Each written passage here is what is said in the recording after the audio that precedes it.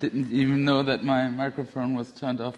So I would like to ask a question about the carbon adjustment border tax, not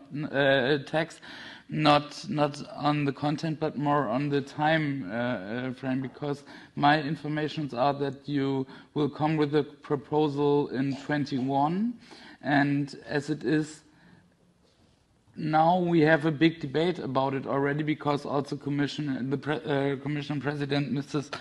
von der Leyen came with some very strong arguments and statements about it in the public, and of course we as Greens are supporting her in that, and her own party in Germany is already fighting against. But my question is, would 21 be too late? Because we are negotiating or debating about the MFF now, and if we want progress in the debate, and if we want to implement the carbon border tax, then we need to be much more faster than starting with the proposal in 21. So my concrete question is, if the time plan is like I said, so will you come with something in 21, or will you come with something concrete before? Because we would like to see it linked to the MFF negotiations.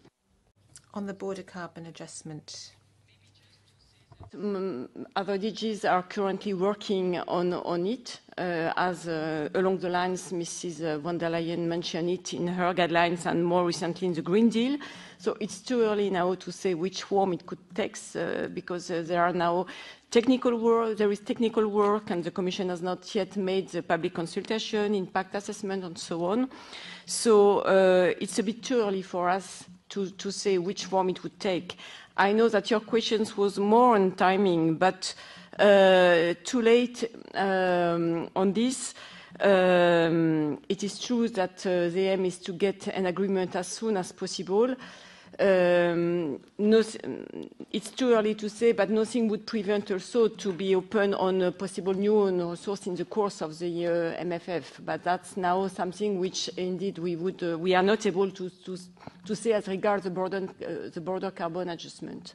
Of course, if it is, for example, linked to the ETS, as was mentioned this morning, it's a bit technically easier.